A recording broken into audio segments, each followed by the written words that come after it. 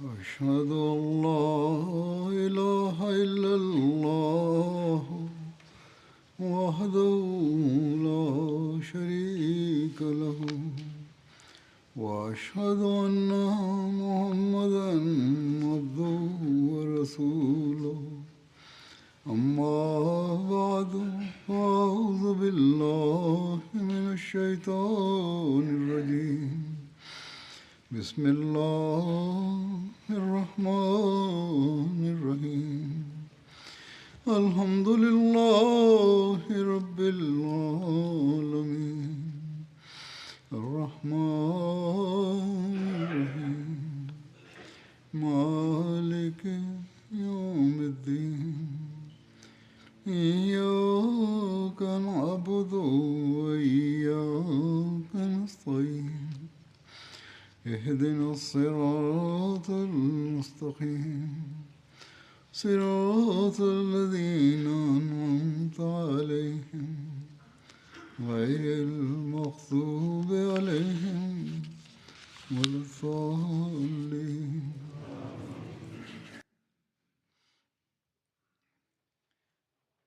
حضرت صلی اللہ علیہ وسلم کے زمانے کی مختلف مہمات کا ذکر ہو رہا ہے اس ضمن میں Es wurden Ereignisse aus dem Leben des heiligen Propheten zusammen erwähnt.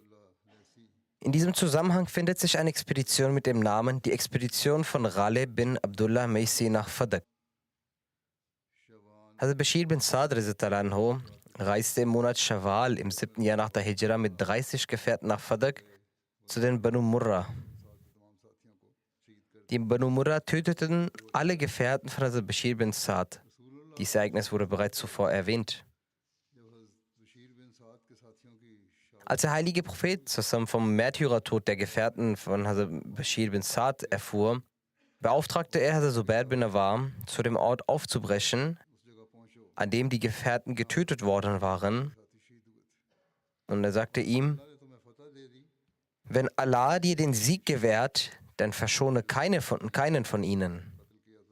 Also gemeint waren jene Feinde, die zuvor die Muslime getötet hatten. Der heilige Prophet stellte Hazrat Ghalib 200 Gefährten zur Verfügung und bereitete für sie eine Flagge. Als sich Hazrat Ghalib dem Feind näherte, entsandte er Hazrat Ulba bin Zaid mit 10 weiteren Personen als Späher zum Lager der Feinde. Diese trafen dort auf eine Gruppe, kehrten dann zurück zu Hazrat Ghalib und berichteten ihm ausführlich über ihre Beobachtungen. Hazrat Ghalib näherte sich dem Feind so weit, dass er sie mit eigenen Augen sehen konnte. Die Feinde waren friedlich eingeschlafen. In diesem Moment lobpreiste Hazrat Ghalib Allah und rief dann mit lauter Stimme: Ich rufe euch auf, Allah zu fürchten, den einen, außer dem es keinen Anbetungswürdigen gibt. Hazur sagt, diese Worte richtete er an seine eigenen Gefährten und nicht an den Feind. Er sagte: Ich rufe euch auf, Allah zu fürchten, den einen, außer dem es keinen Anbetungswürdigen gibt. Gehorcht mir und seid mir gegenüber nicht ungehorsam. Und widersetzt euch nicht meinen Befehlen, denn wer nicht gehorsam ist, der hat keine Meinung. In der Überlieferung werden die Worte festgehalten, dass er sagte: Seid mir gegenüber nicht ungehorsam, denn der heilige Prophet sagte: Wer meinem Befehlshaber gehorcht, der gehorcht auch mir. Und wer sich meinem Befehlshaber widersetzt, der widersetzt sich auch mir. Er sagt, wenn ihr also mir gegenüber ungehorsam seid, dann seid ihr auch eurem Propheten gegenüber ungehorsam. Dann etablierte er unter ihnen das Mu'akhat, also Brüderschaftssystem, und sagte: O du bist nun der Bruder dieses Mannes und du bist mit jenem verbunden. Und niemand soll sich von seinem Bruder trennen. Es darf nicht geschehen, dass ich jemanden von euch frage, wo sein Bruder, also Gefährte, ist, und er mir antwortet, dass er es nicht weiß. Wenn ich das Takbir rufe, dann wiederholt es nach mir. Als der Kampf begann, umzingelten die Muslime den Feind. Hazrat Ghalib radiallahu anhu rief das Takbir aus und die übrigen Gefährten stimmten mit ein. और तलवारें सौंप लीं। दुश्मन भी निकल Dann zogen sie ihre Schwerter. Auch der Feind kam heraus, um sich dem Kampf zu stellen. Es kam zu einem kurzen Gefecht, in dessen Verlauf die Muslime die Feinde wie wollten töteten. Der Ruf der Muslime an diesem Tag lautete Amit, Amit. और बकरियां मालिक ने Die Muslime nahmen einige Kamele und Ziegen als Kriegsbeute mit. Jeder von ihnen erhielt 10 Kamele oder im Verhältnis 10 Ziegen für ein Kamel. एक सरिया है, सरिया हजरत शुदा Es gibt eine Expedition mit dem Namen die Expedition von Hazrat Shuja bin Wahab, सी की तरफ हुआ। die sich in Si ereignete. Diese Expedition fand im Monat Rabiul Awwal im 8. Jahr nach der Hijra unter der Führung von Hazrat Shuja bin Wahab radiallahu anhu nach Si statt. की तरफ हुआ। सी मदीना से 5 रातों की मुसाफत पर Si ist ein Ort, der 5 Tagesmärsche von Medina entfernt lag, zwischen Mekka und Basra. Der Vater von Hazrat Shuja hieß Wahab bin Rabia. हजरत शुजा का शुमार उन बुजुर्ग साहबा में होता Hazrat Shuja gehörte unter jenen geehrten Gefährten, die bereits in der Frühzeit des Islam zum Glauben fanden. बेसत नबी सल्लल्लाहु अलैहि वसल्लम के 6 साल बाद Im 6. Jahr nach dem Beginn des Prophetentums reiste er mit der zweiten Gruppe der Auswanderer nach Abyssinien. कुछ अरसे बाद ये अफवाह Nachdem jedoch das Gerücht sie erreichte, dass die Einwohner Mekkas den Islam angenommen hätten, kehrte er nach Mekka zurück. मक्के आ गए। जब हजूर Hazrat Shuja kehrte also nach Mekka zurück. Als der heilige Prophet den Gefährten gestattete, nach Medina auszuwandern, verließ Hazrat Shuja gemeinsam mit seinem Bruder Uqba bin Wahab die Stadt Mekka खैर बात कहकर und wanderte nach Medina aus. हजरत शुजा बदर उहद खंदक समेत तमाम Hazrat Shuja nahm an den Schlachten von Badr, Uhud, Khandak sowie an allen weiteren Schlachten an der Seite des heiligen Propheten zum Teil. Er fiel im Alter von etwa 40 Jahren als Märtyrer in der Schlacht von Yamama. Die Details zu einer dieser Expeditionen werden wie folgt geschildert. कि रसूलुल्लाह सल्लल्लाहु अलैहि वसल्लम को Der heilige Prophet इतलात मिली bekam vorlaufend Meldungen, dass der Stamm Banu Hawazin in der Region As-Si die Feinde des Islams unterstützte, verbündete Stämme der Muslime überfiel und sich anschließend in den Wäldern versteckte. कि अफराद को लूट कर जंगलात में छुपते हैं। माह रबीउल अव्वल सन Im Monat Rabiul Awwal, im 8. Jahr nach der Hijra, setzte der heilige Prophet Hazrat Shuja, देकर बनु begleitet von 24 Kämpfern, zur Niederschlagung von der Banu Hawazin ein. Sie werden auch Banu Amir genannt.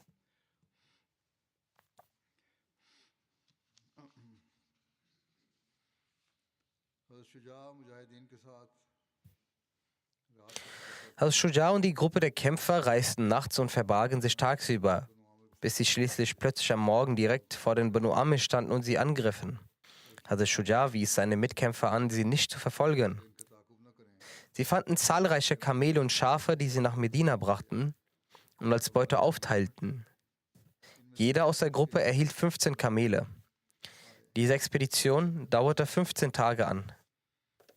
फिर एक जिक्र सरिया हजरत काब बिन उमैर बतरफ ज़ाते अतला का मिलता है। ये सरिया 8 रबीउल अव्वल 8 हिजरी में हुआ। रसूल Als nächstes gibt es die Erwähnung einer Expedition von Gab bin Umayr zum Ort Zal-Atla. Diese fand am 8. Rabiul Awwal im 8. Jahr nach der Hijra statt. Der heilige Prophet entsandte Hazrat Gab bin Umayr Ghafari in die Gegend Zat al-Atla, die im Gebiet von Syrien hinter Wadi al-Qura und nahe Mutta lag. Etwa 600 Meilen von Medina entfernt. मील के फासले पर था। हजरत काब के हमरा 15 साल Hazrat Gab wurde von 15 Gefährten begleitet. कि बनु Dem heiligen Propheten war zugetragen worden, dass der Stamm Banu Qudar hinter Wadi al-Qura in der Gegend Sa'atla dabei war, ein großes Heer aufzustellen, देने की तैयारी शुरू कर रखी है। ज़ाते अतला पहुंचकर um die Muslime anzugreifen. बहुत बड़ा लश्कर मिला। इसकी वजह ये हुई कि हजरत काब रवाना होकर जब ज़ाते अतला Als Hazrat Gab in Zat al-Atla ankam, traf er auf eine sehr große Armee. Es kam dazu, weil Hazrat Gab sich der Gegend näherte und ein Spion des Feindes ihn erspähen konnte und sofort seinen Männern über das Vorrücken der Muslime informierte, sodass sie sich vorbereiten konnten und eine große Armee aufstellten. Die Gefährten luden sie zum Islam ein, doch sie lehnten es ab und öffneten den Angriff mit Pfeilen. Als die Gefährten des heiligen Propheten dieses Verhalten sahen, kämpften sie mit großer Hingabe, bis alle den Märtyrertod starben. Bis auf einen Gefährten, der verletzt unter den Leichen lag. Er konnte sich retten und von dort entkommen. Nach einer Überlieferung war der Überlebende Ka'b bin Umair selbst. Jedenfalls steht geschrieben, dass als die Nacht kühler wurde, bestieg er sein Reittier, begab sich zum heiligen Propheten und berichtete ihm von dem Geschehen. Der heilige Prophet war tief betroffen von dieser Nachricht und er beabsichtigte dann, umgehend ein Heer zu entsenden, verschob jedoch den Plan, als er erfuhr, dass der Feind den Ort bereits verlassen hatte.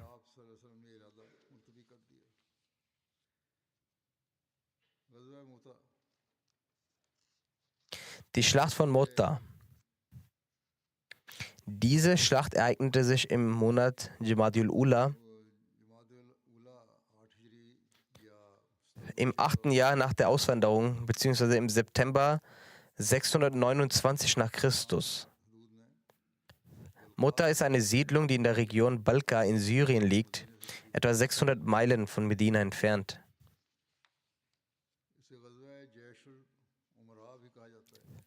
Diese Schlacht ist auch bekannt als die Expedition Jaysh al-Umara, da der heilige Prophet bereits vor Aufbruch dieser Armee mehr als einen Anführer bestimmt hatte. Bezüglich den Ursachen dieser Schlacht steht, der heilige Prophet sandte Hazrat Haris bin Umair als sein Gesandten mit einem Brief zum Gouverneur von Busra.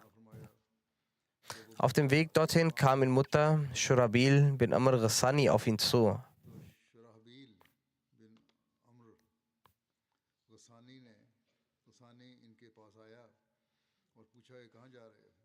Shurabil fragte ihn, wohin er geht. Er antwortete nach Syrien. Dann fragte Shurabil, bist du etwa ein Botschafter von Mohammed? Er sagte, ja, ich bin der Bote des heiligen Propheten. Shurabil wies seine Leute an, ihn zu fesseln. Danach tötete Shurabil ihn. Die Nachricht traf den heiligen Propheten zutiefst und er rief seine Gefährten zusammen, um sie über das Martyrium von Hazrat Haris bin Umair und dessen Mörder zu informieren.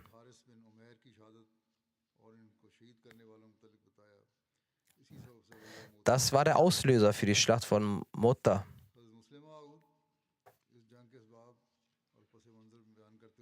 Hazrat Muslim schrieb zu den Gründen und Hintergrund dieser Schlacht. Als der heilige Prophet von seinem Beruf der Kaaba zurückkehrte, erreichte ihn die Nachricht, dass sich christlich-arabische Stämme an der syrischen Grenze aufgestachelt von Juden und Ungläubigen auf einen Angriff auf Medina vorbereiten. Daraufhin entsandte er eine Gruppe von 15 Männern, um diesen Gerüchten nachzugehen.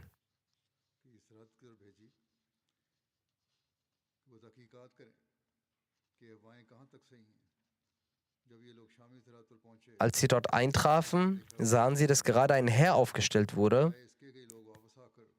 Anstatt umzukehren und den heiligen Propheten darüber zu informieren, wurden sie vom Elan der Verkündung, also des Tabligh, überwältigt, was in jener Zeit das wahre Merkmal eines Gläubigen war. Mutig begannen sie, den Menschen dort die Botschaft des Islam zu verkünden.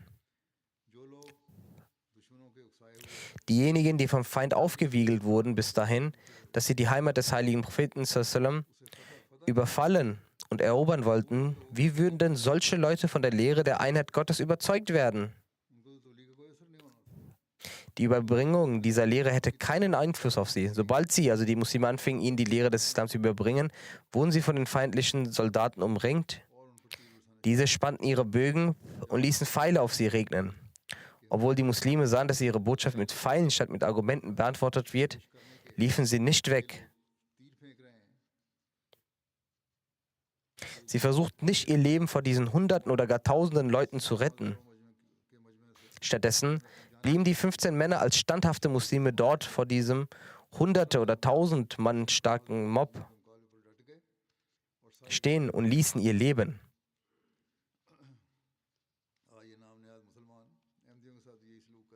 Heute machen diese sogenannten Muslime auch dasselbe mit Ahmadis. Der heilige Prophet sallallahu wollte, dass ein Herr dorthin entsandt werden sollte, damit diejenigen bestraft werden, die diese Gräueltat begangen haben. Er erhielt jedoch die Nachricht, dass das Heer, welches sich dort informiert hatte, sich aufgelöst hat. Darum beschloss der heilige Prophet sallallahu das Vorhaben zu vertagen. Währenddessen entsandte der heilige Prophet sallallahu einen Brief an den Stammesoberhaupt der Ghassan, der durch die römische Regierung als Statthalter von Basra eingesetzt wurde. Beziehungsweise adressierte er diesen direkt an den Kaiser von Rom. Wahrscheinlich enthielt dieser Brief eine Beschwerde über das eben beschriebene Ereignis, dass manche syrische Stämme sich darauf vorbereiten, die Muslime anzugreifen und dass sie ohne Grund 15 Muslime ermordet haben. Ein Gefährte namens Al-Hadis wurde beauftragt, diesen Brief zu übermitteln. Auf dem Weg nach Syrien hielt dieser an einen Ort namens Mutta, wo er einen Anführer des Stammes Ghassan antraf. Dieser hieß Sarjil. Also hier steht Sarjil geschrieben. Er war der vom Kaiser eingesetzte Statthalter. Ich denke aber, dass es sich hier um einen Schreibfehler handelt, weil sein eigentlicher Name Shurhabil ist. Dieser fragt ihn, wohin gehst du? Du scheinst der Bote des heiligen Propheten zusammen zu sein. Er antwortete, ja. Daraufhin wurde er festgenommen, gefesselt und geschlagen, so sehr, bis er verstarb. In der Geschichte wurde das zwar nicht eindeutig klargestellt, aber dieses Ereignis zeigt, dass Shurhabil wohl zu den Anführern des Heers gehörte, der davor die 15 Muslime ermordet hatte. Seine Frage, ob er der Bote des heiligen Propheten ist, zeigt ganz klar, und er es auch bejahte, dass er sich davor fürchtete, dass Muhammad sich beim Kaiser beschweren kann, dass die Leute aus deiner Gegend unsere Menschen getötet haben, und er dann die Angst hatte, dass der Kaiser ihm dann die Verantwortung entnimmt. Deswegen wollte er den Boten töten, dass gar nicht die Botschaft zum Kaiser ankommt und es nicht zu einer Untersuchung kommt. Doch Allah, der Allmächtige, hat das nicht so stehen lassen. So erhielt der heilige Prophet irgendwie die Botschaft über die Ermordung von Hadis, und zur Vergeltung dieses und des vorangegangenen Ereignisses bildete er ein 3000 Mann starkes Heer und entsandte es nach Syrien unter der Führung von Zaid bin Harsa, einem seiner befreiten Sklaven.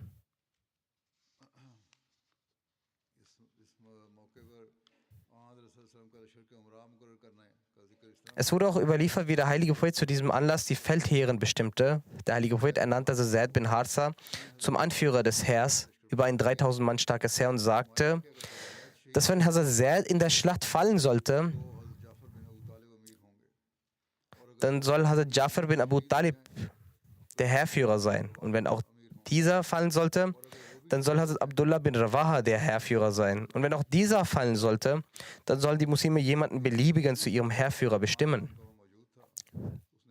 Ein Jude namens Noman war zu diesem Zeitpunkt auch dort anwesend und sprach, O Abu Qasim, also die Juden sprachen damals den heiligen Propheten mit Abu Qasim an. Die sagten, O Abu Qasim, wenn sie wahrhaftig ein Prophet Gottes sind, dann werden diejenigen, die sie benannt haben, ob diese nun weniger sind oder viele, sie alle werden fallen. Dann sprach er, wann immer die Propheten der Kinder Israels jemanden zum Anführer über das Volk ernannten und entsprechen, dass wenn dieser fallen sollte, jener zum Anführer gemacht werden sollte, auch wenn sie so 100 Leute benannten, dann fielen sie alle. Danach sprach derselbe Jude zu Zaid, Zaid, erstelle dein Testament. Wenn Mohammed wahrhaftig ein Prophet Gottes ist, dann wirst du nämlich nicht zurückkehren. Also Zaid antwortete ihm, ich bezeuge, dass der heilige Prophet ein wahrer und edler Prophet ist. Zu dem Zeitpunkt, als der heilige Prophet die Feldherren bestimmte, sprach Hazrat Jafar, O Prophet Allahs, mögen meine Eltern ihnen aufgeopfert sein. Ich hatte nicht erwartet, dass sie sehr zum Anführer über mich ernennen werden. Er meinte damit, dass er von einer Familie mit hohem Ansehen abstammte. Wieso nicht er zum Anführer ernannt wurde? Der heilige Prophet sprach, geh, du weißt nicht, was besser ist. Der heilige Prophet gab also Zerd eine weiße Flagge und wies ihn an, dass sie erst am Ort des Märtyrums von Hadis die Leute zum Islam einladen sollten. Wenn sie das annehmen, so ist es gut. Ansonsten bittet Allah um Unterstützung und kämpft gegen sie.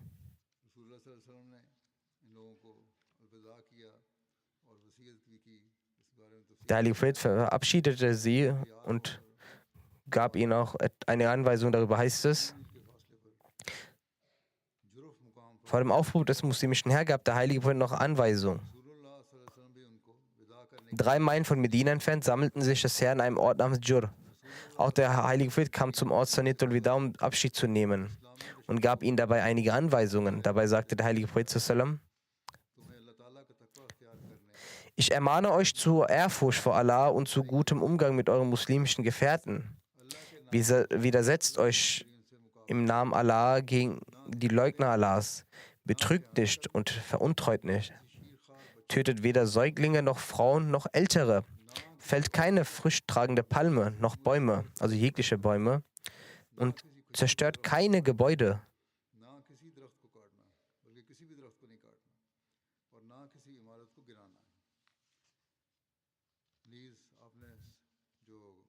Weiterhin sagte der heilige Prophet zum Befehlshaber der Armee, sagt ihm, wenn du einen Götzendiener begegnest, so lade ihn zu einer der 3 Möglichkeiten ein. Was auch immer sie wählen, nimm es an und belästige sie danach nicht weiter. Lade sie zunächst ein, aus ihrer Stadt in die Stadt der Muhajirins umzuziehen. Wenn sie dies getan haben, teile ihnen mit, dass ihnen dasselbe zustehen wird, was den Muhajirin zusteht.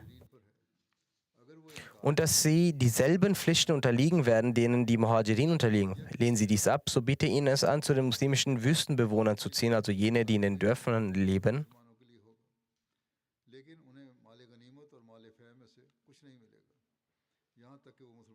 Für sie wird dann dasselbe Urteil Allahs gelten wie für alle restlichen Muslime. Doch erhalten sie weder Anteil an der Kriegsbeute noch am kampflos erworbenen Gut, solange sie nicht an der Seite der Muslime am Dschihad teilnehmen. Sollten sie auch dies ablehnen, so verlange von ihnen die Jizya, die Kriegssteuer. Willigen sie ein, dann akzeptiere dies und belästige sie nicht danach. Doch wenn sie auch diese Option verweigern, dann bitte Allah um Hilfe und nimm den Kampf auf, falls sie eine Festung oder Stadt belagert und ihre Bewohner von euch den Schutz Allahs und seines Gesandten verlangen, so gewährt ihnen diesen Schutz, nicht im Namen Allahs oder seines Gesandten. Also das heißt, schließt keine Verträge unter Berufung auf sie. Schließt den Schutzvertrag stattdessen in eurem eigenen Namen oder im Namen eurer Ahnen. Denn wenn ihr ein Versprechen, das ihr selbst oder im Namen eurer Ahnen gegeben habt, brecht, ist dies weniger schwerwiegend, als einen Bund zu brechen, der im Namen Allahs und seines Gesandten geschlossen wurde. Also Muslim hat diese Begebenheit folgendermaßen aufgeführt. Der heilige Prophet ordnete an, dass Zaid bin Harsa den Oberbefehl über die Armee führen solle. Falls er fallen sollte, würde Jafar bin Abi Talib das Kommando übernehmen. Sollte auch er getötet werden, folge Abdullah bin Rawaha. Und wenn selbst dieser sterben würde, sollten die Muslime einen aus ihren Reihen auswählen und zum Anführer ernennen. Zu diesem Zeitpunkt saß ein Jude in der Versammlung des heiligen Propheten. Er sagte: O Abu al-Qasim, wenn ihr wahrhaftig seid, dann werden diese 3 Männer mit Sicherheit sterben. Denn Allah erfüllt das, was aus dem Mund seiner Propheten hervorgeht. Dann sprach er sehr dann: Ich sage dir die Wahrheit, wenn Mohammed, der Gesandte Allahs, ein wahrer Prophet ist, wirst du nicht lebend zurückkehren. Zaid antwortete: Ob ich zurückkehre oder nicht, Mohammed ist der wahre Prophet Gottes. Am nächsten Morgen brach das Heer auf. Der heilige Prophet und seine Gefährten begleiteten sie, um sie zu verabschieden. Im Leben des heiligen Propheten gab es noch nie eine so große Streitmacht, die ohne seine persönliche Führung unter dem Befehl anderer muslimischen Generals für eine allgemeine Mission loszog. Der heilige Prophet lief mit dem Herr mit und gab ihnen dabei verschiedene Anweisungen auch mit.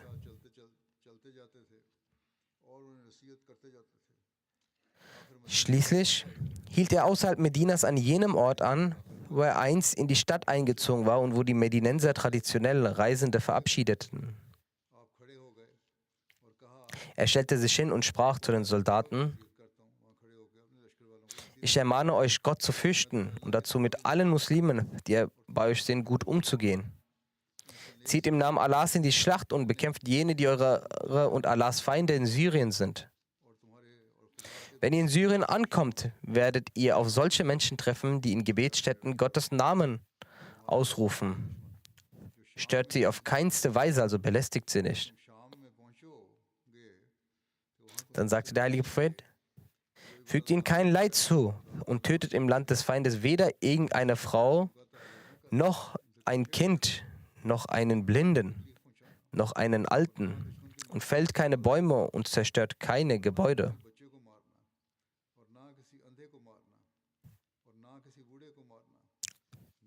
Nach diesen Anweisungen kehrte der heilige Prophet zurück und das islamische Heer zog nach Syrien.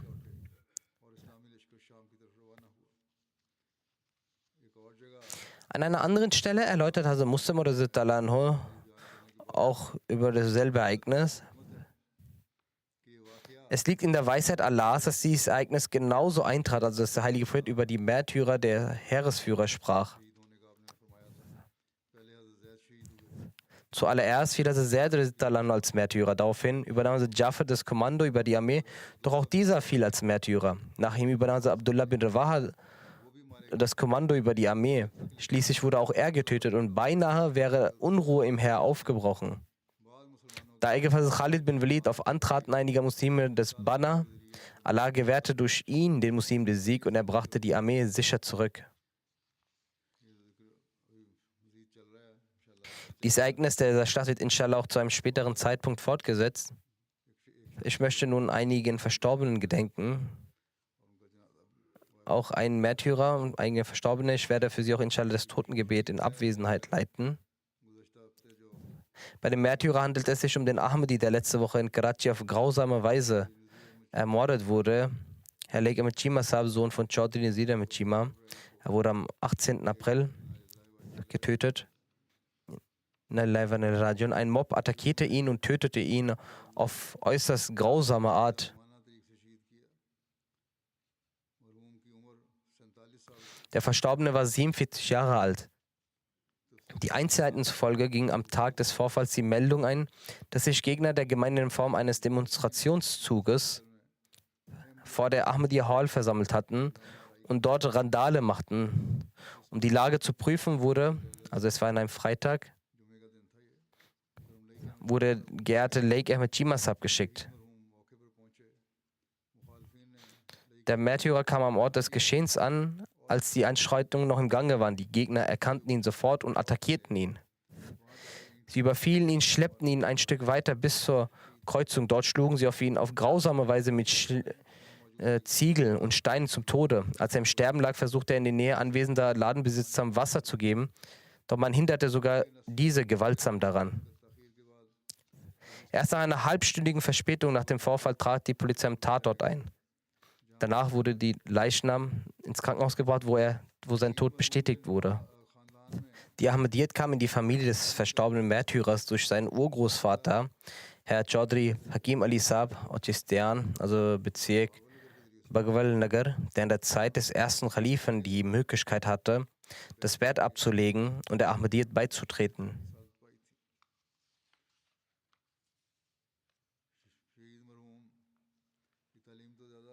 Die Bildung des verstorbenen Märtyrers war zwar nicht sehr hoch, aber er hatte eine eigene Werkstatt eröffnet und reparierte Autos und Motorräder dort. Und das expandierte sehr, die Arbeit. Aufgrund seines guten Rufes und seiner reinen Absicht hatte er auch die Möglichkeit, verschiedene staatliche Institutionen ihre Fahrzeuge bei ihm zu reparieren. Auch seine gesellschaftlichen Beziehungen waren sehr weitreichend. Durch die Gnade Allahs war der Märtyrer auch ein Musi gewesen. Verrichtete regelmäßig das freiwillige Tahajjud-Gebet und die 5 Gebete, war stets bereit, an allen Gemeindeangelegenheiten zu dienen. Die Kinder nahm er regelmäßig zum gemeinschaftlichen Gebet mit, überprüfte auch die Einhaltung des Gebetes sowohl bei den Ahmadis, die in der Werkstatt arbeiteten, aber auch bei den Familienmitgliedern zu Hause. Trotz seiner Beschäftigung bei der Arbeit zog er stets vor, diese zu unterbrechen und das Gebet zu verrichten. Es war nicht so, dass er im Geschäft blieb. Nein, üblicherweise schenken Geschäftsleute mit solcher Beschäftigung dem Gebet wenig Aufmerksamkeit, aber er hatte niemals das Gebet versäumt.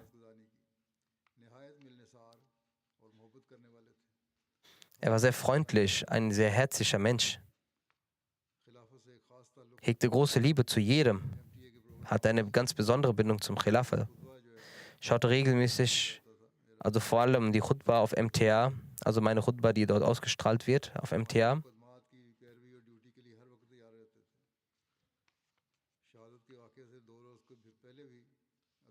war bereit, jederzeit am Gemeindearbeit teilzunehmen. 2 Tage vor dem Vorfall wurde ihm sogar im Gericht von Gegnern in äußerst aggressivem Ton gedroht. Schon zuvor erhielt er Drohungen. Er hatte eine leidenschaftliche Liebe zum Heiligen Koran. Anfangs konnte er nicht gut lesen, aber auch im höheren Alter lernte er das Rezitieren des Heiligen Koran und las ihn dann regelmäßig. Auch hörte er sich Aufnahmen davon an. In seiner Werkstatt ließ er auch stets die Aufnahmen des Heiligen Koran laufen.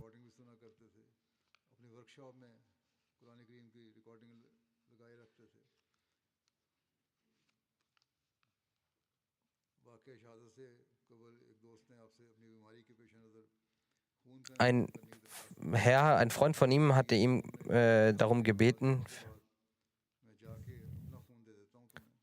Blut zu spenden. Und der Verstorbene sagte, nach dem Freitagsgebet gehe ich und werde mein Blut spenden. Aber Allah hatte etwas anderes bestimmt und er hat den Rang des Märtyrums verliehen. Seine Ehefrau, er hatte 2 berichten, also seine erste Ehefrau, Mariam Lake Saiba, sagte, er achtete besonders auf meine Bedürfnisse, zog die Kinder auf beste Weise groß und legte großen Wert auf die Einhaltung des Gebets. Die zweite Ehefrau sagt, er behandelte uns beide so, als wären wir Schwestern, die zusammenleben. Die weltliche Bildung war zwar gering, aber sein Allgemeinwissen war sehr hoch. Gesprächsthema von ihm waren häufig die Propheten.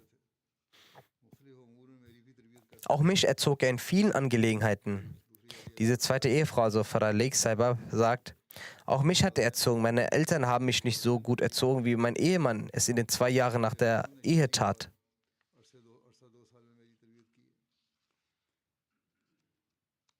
Die Brüder des Verstorbenen berichten,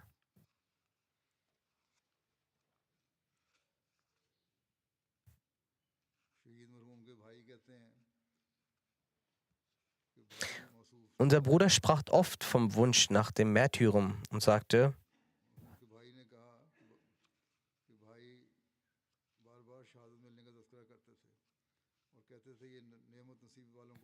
also nochmal, Sie sagen, unser Bruder sprach oft vom Wunsch nach Märtyrum und sagte, diese Gnade wird nur den Auserwählten zuteil. Oft sagt er, wenn meine Zeit zur Opferung kommt, werde ich die Kugel auf der Brust fangen. Sie berichten weiter, egal wie feindlich die Umstände waren, er sagte stets auch zu seinen Brüdern, dass man in die Moschee gehen solle und beten solle. Denn gerade jetzt ist es die Zeit, Mut zu zeigen. Sein Sohn Hiskila, der Arme ist gerade einmal 12 Jahre alt. Er sagt, mein Vater wies mich an, hab keine Angst. Deshalb hatte ich überhaupt keine Angst bei dem Märtyrertod meines Vaters. Also er zeigte große Tapferkeit und Mut und zeigte große Geduld. Er sagt, ich bin genauso mutig wie mein Vater und auch bereit, einen Schuss in meine Brust zu fangen. Zu seinen Hinterbliebenen 10 leben seine 2 Ehefrauen, 7 Kinder, eine Schwester, ein Bruder, die ebenfalls noch da ist.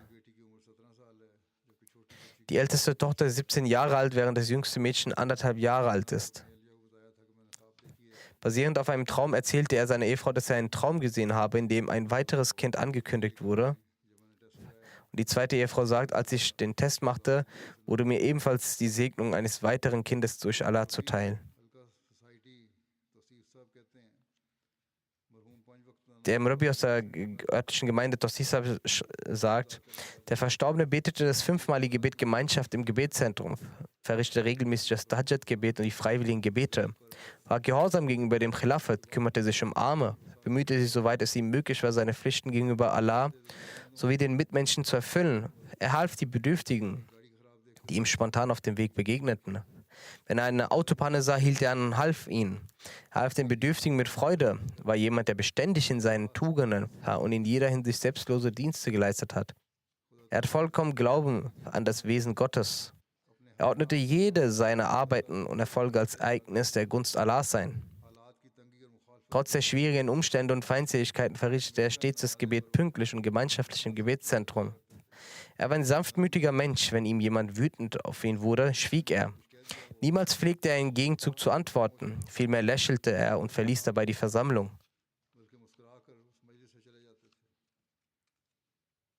Genauso beschrieb ihn auch der Sekretär Mal oder der Sadr Jamaat.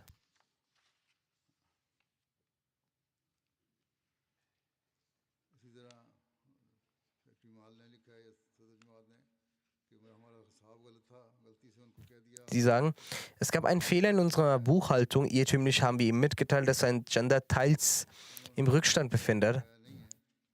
Er erwiderte nicht dazu, dass es sich nicht im Rückstand befindet. Er beglich ihn und es war eine sehr große Summe, 100.000 Rupien. Im Nachhinein informierten sie ihn, dass es ein Fehler in ihrer Buchhandlung war.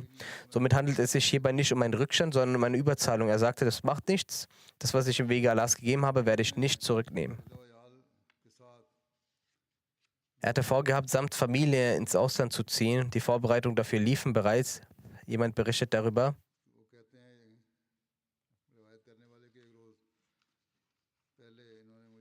Eines Tages sagt er zu mir, wir werden ins Ausland ziehen, wo es religiöse Freiheit gibt. Ich hege den Wunsch, meinen Kindern das Asan und das Takbir mit lauter Stimme und schöner Melodie beizubringen, sodass, wenn wir dort zu Hause gemeinschaftliches Gebet verrichten, wir geordnet Asan geben können und so dann das Gebet verrichten können. Möge Allah den Rang des Shahids erhöhen und seine Familie beschützen. Möge er bald Mittel schaffen, um den Feind zu fassen. Auch heute kam eine Nachricht in einem Dorf bei Kasul, wurde ein Ahmadi-Jugendlicher zum Märtyrer gemacht. Details sind noch nicht eingetroffen. Möge Allah zügig die Mittel schaffen, um diese Grausamen zu fassen. Für sie verbleibt nur noch das Gebet. Allahumma mazzikum kulla mumazzikin wasaikum kulla tasika. O Allah, zerschmettere sie vollständig und zermalme sie in Stücke. Des Weiteren wird über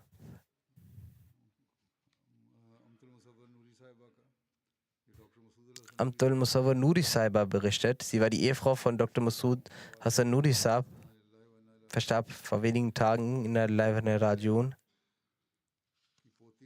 Sie war die Enkelin väterlicherseits von Mirza Sharif Ahmed Saab, die Enkelin mütterlicherseits von Amtul Hafiz Behram Saiba sowie die Tochter von Mirza Daud Ahmed Saab.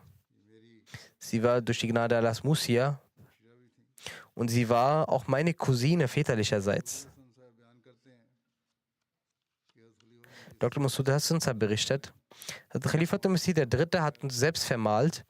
Hazur hat weder ihn gefragt noch ihre Eltern. Er fragte meinen Vater über mich, ob er mich verheiraten kann. Als der dritte Kalif zu diesem Anlass den Heiratsvorschlag Daud Saab und seiner Frau gemacht hatte, baten sie um einige Tage, um das Istikhara-Gebet dafür zu beten.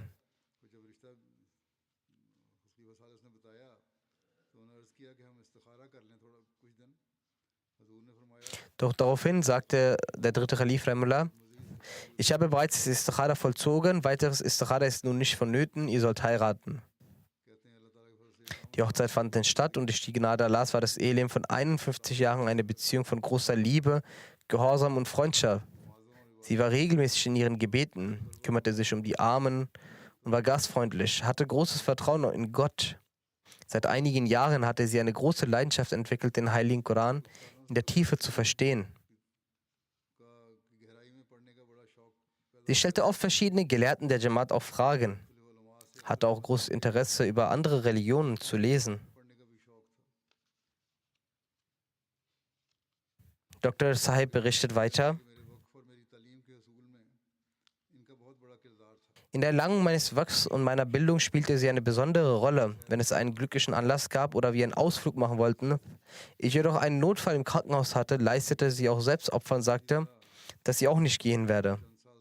Seit den letzten 3 bis 4 Jahren war sie sehr krank gewesen. Sie hielt diese Krankheit mit großer Geduld aus und brachte es nie zum Ausdruck. Ihr Sohn, Herr Khalid Nuri, Dr. Khalid Nuri, befindet sich in den Vereinigten Staaten, besucht auch das Fazl Umar Krankenhaus im Rahmen des Waqf-e-Arzi. Er sagt: Meine Mutter war eine aufrichtige Dienerin der Jamaat, hegte unbegrenzte Liebe und Hingabe zum Khilafat. Sie verwickelte sich nie in eitlen Beschäftigungen wie Lästerei oder ähnliches, hat den Heiligen Koran mit voller Bedeutung und Verständnis gelesen, las ebenfalls die Bücher des verheißenen Messias, das Buch Taskira, las sie mit großer Aufmerksamkeit und behielt es stets bei sich. Sie hatte auch eine große Leidenschaft, historische Artefakte zu sammeln.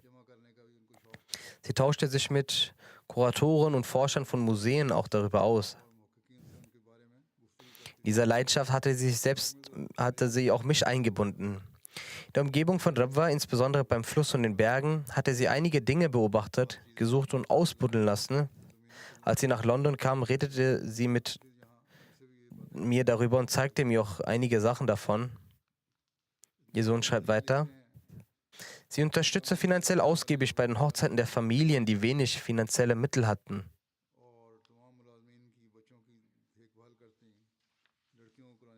Kümmerte sich um alle Angestellten und Kindern, Mädchen lehrte sie den Heiligen Koran. Sie stellte sicher, dass alle ihre Bedürfnisse erfüllt wurden. Wenn sie auf Menschen traf, trug sie stets ein Lächeln auf ihrem Gesicht. Ihre Tochter Mubaraka sagt: Unsere Mutter hatte große Freude am Lesen, sei es die Bücher des verheißenen Messias oder Lektüren über das Christentum oder Hinduismus. Sie las sich in verschiedene Themen ein, dadurch hatte sie viel Wissen erworben.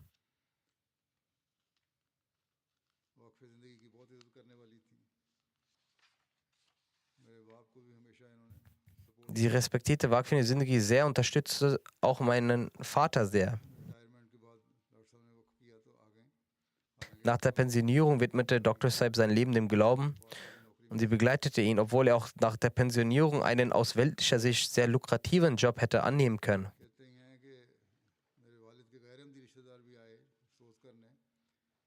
Sie sagt, auch die Nicht-Ahmadi-Verwandten meines Vaters kamen zur Beileidsbekundung und sagten, dass meine Mutter die Verwandtschaft verbunden hielt und zu allen Kontakt pflegte. Auch mir gab sie den Rat, die Angelegenheiten meiner Verwandtschaft mit niemandem Außenstehenden zu teilen. Stattdessen sollte ich dem Kalifen der Zeit alles schreiben, was ich sagen wolle. Und wenn der Kalif der Zeit mich danach recht leiten sollte, dann sollte ich dieser Rechtleitung auf jeden Fall Folge leisten. Sie pflegt auch zu sagen, dass ich meine Zeit nicht an Streitigkeiten vergeuden soll. Herr Jalal Ahmed Khan, der Chauffeur des Tahir-Hart-Instituts, schreibt: Sie war eine sehr fromme und gutmütige Dame, die sich sehr um arme Frauen sorgte. Während Reisen kümmerte sie sich immer um uns und ließ uns eine CD mit der Übersetzung des Heiligen Koran abspielen. Und das hörte sie der gesamte Fahrt. Weiter sagt er: Sie hat sich sehr um meine Kinder gekümmert. Als wir in große Städte fuhren, kannte sie viele Ladenbesitzer. Vor allem in den Städten Bindi und Islamabad, hier reiste sie öfters hin. Die dortigen Ladenbesitzer kannten sie und fragten, wieso sie in langer Zeit nicht vorbeigekommen war. Oder anfangs fragten sie sich. Und sie erklärte ihnen, wir sind nun nach Rabwa gezogen, wo das Krankenhaus der Jamaat ist und man arbeitet dort nun. Also er sagt, dass sie das immer ohne Furcht erzählte. Doch wir wurden dadurch immer besorgt. Möge Allah ihr gnädig sein. Die nächste Erwähnung handelt vom ehrenwerten Herr Hassan Sanau Abu Bakr. Er war ein lokaler Missionar in Burkina Faso und ist in den vergangenen Tagen im Alter von 63 Jahren verstorben. Inna lillahi wa inna ilaihi rajiun. Im heiligen Monat Ramazan hielt er täglich auf der Sprache Dialo das Dars al Koran. Dies Dars wurde auf Radio Islamic Ahmadiyya auch ausgestrahlt. Einen Tag vor seinem Tod, also am 22. März, hielt er auch ein Dars ab. Seine Grundbildung erhielt er in Bobo Dioulasso, das ist eine Stadt in Burkina Faso.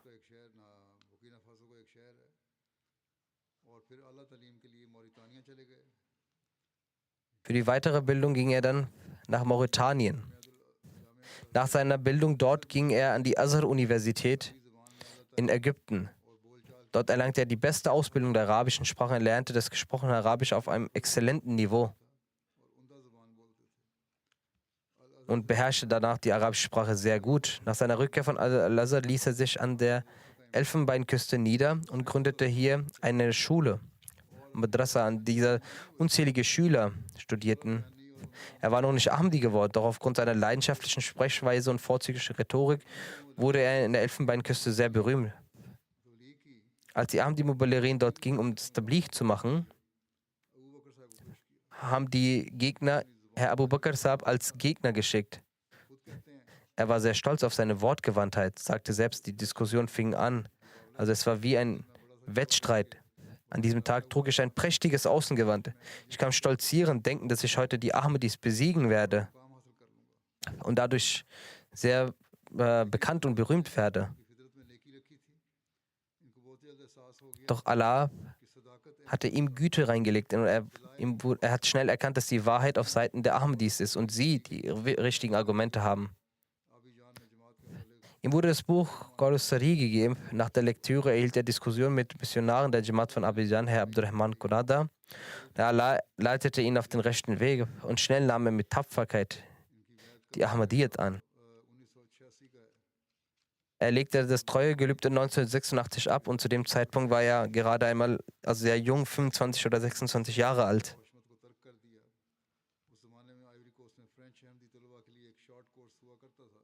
Nach dem Bert hatte er seine Schule und seinen Lebensstil aufgegeben. Zu den Zeiten gab es in den Elfenbeinküsten für Ahmadi-Schüler einen Kurs. Er nahm daran teil und widmete sein Leben der Jamaat als Waqf für Zindagi, wurde zu einem herausragenden Muballigh der Jamaat. In seiner Muttersprache Diola war er sehr auf Reden, konnte er sehr viele Reden halten. Mit lauter Stimme und hervorragender Redensart konnte er schnell die Zuhörer von sich überzeugen. Die Shahid Sahibs Rede fand 1990 in Burkina Faso statt. Er hatte die Genehmigung für den Besuch von Herr Abu Bakr Sanogo Sahib aus der Elfenbeinküste auch schon eingeholt. Er nahm an dem Dschihad des Tabligh teil und sehr schnell konnte er in der Region, wo Diola gesprochen wurde, Erfolge erzielen. Durch die Tabligh-Bemühungen konnten viele neue Standorte der Jamaat gegründet werden. 1999 wurde er nach Dori in einer Region von Burkina Faso, wo auch einige unserer Mitglieder zu Märtyrern wurden, geschickt. Auch in dieser Region wurde Arabisch gesprochen. Die Gelehrten dieser Region versuchten mit ihren arabischen Sprachkenntnissen die Leute zu überzeugen. Er hatte hier viele Debatten mit diesen Gelehrten, bei denen sie verloren. Er machte in weiten ländlichen Regionen Tabligh, ging so weit, dass viele Nicht-Ahmadi-Gelehrte sich nicht mehr vor ihm trauten und keine Debatten wollten. So wurde er als angesehener Gelehrter sehr berühmt und viele neue Gemeinden konnten dadurch regional auch gegründet werden. 1991 traf er auf Herr Ibrahim Shahid und seine Freunde, die schnell das Bett ablegten. Und 2023 als leuchtende Sterne in die Geschichte der Jamaat Ahmadiyya eingegangen sind und den Märtyrertod starben. 2002 in Burkina wurde der erste Jamaat-Radiosender weltweit etabliert, wo Herr Abu Bakr Sahib der erste Redner war. Er war ein überwältigender Dailallah. Durch sein Tabligh erreichte die Botschaft der Jamaat Ahmadiyya hunderttausende Menschen und Tausende traten auch der Gemeinde bei. Viele Jahre diente er in der nationalen Majlis Amla. Zum Zeitpunkt seines Todes war er zuständig für die Abteilung Rishtanata.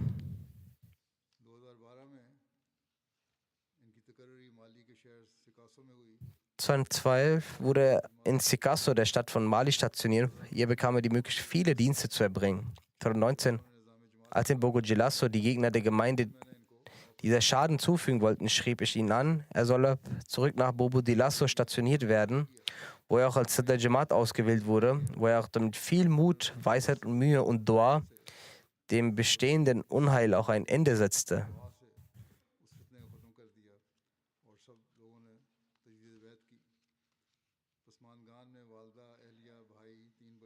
Und die Leute machten nochmal das Bett.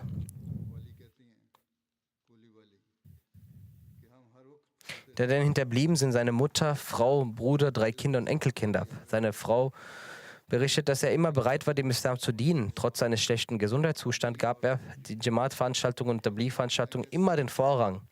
Manchmal sagte ich ihm, dass es ihm nicht gut geht und er sich ein wenig ausruhen sollte. Woraufhin er antwortete, dass ich mein Leben geopfert habe und bis zum letzten Atemzug dem Glauben dienen werde. Sie erläutert, dass es seit der Hochzeit keinen Tag gibt, an dem er gesagt habe, dass ich wegen meiner Krankheit nicht das Tahajjud-Gebet verrichten kann.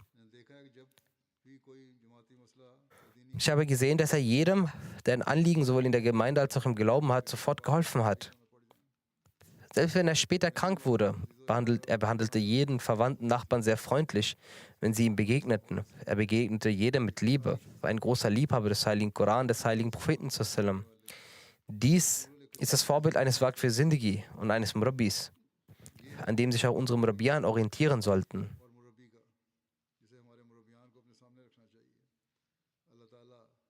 Möge Allah, der Mächtige der Gemeinde, weiterhin Mitglieder mit diesem Geist des Waqf segnen. Die Scheizab, der Amir der Gemeinde Burkina Faso, schreibt, dass er sehr bemüht die Tabligh-Arbeit leistete und sehr viel leistete. Er hatte stets ein lächelndes Gesicht, fundierte Argumente und Sachenwissen, war stets bemüht, einen hohen Standard am Dienst zu etablieren. Der lokale Muballigh, Herr Barak al-Hassan, sagt, dass der Lehrer Abu Bakr ein wahrer Liebhaber des heiligen Propheten war.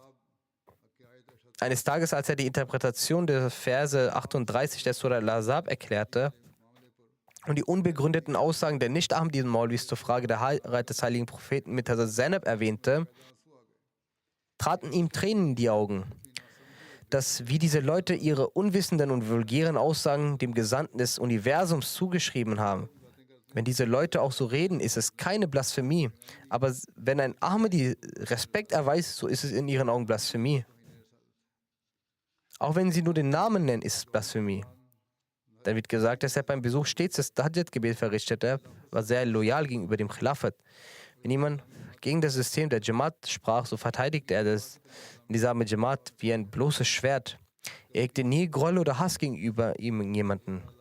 Möge Allah, der Allmächtige, seine Ränge erhöhen und seinen Kindern die Möglichkeit geben, seine guten Taten fortzuführen und sie die Erben seiner Gebete zu machen. Amen.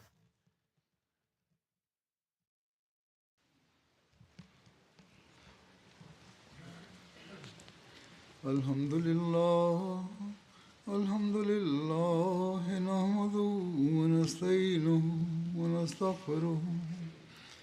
ونؤمن به ونتوكل عليه ونعوذ بالله من شرور أنفسنا ومن سيئات أعمالنا من يهده الله فلا مضل له ومن يضلل فلا هادي له ونشهد أن لا إله إلا الله ونشهد أن محمدا عبده ورسوله عباد الله رحمكم الله إن الله يأمر بالعدل والإحسان وإيتاء ذي القربى وينهى عن الفحشاء والمنكر والبغي يعظكم لعلكم تذكرون اذكروا الله يذكركم وادعوه يستجب لكم ولذكر الله أكبر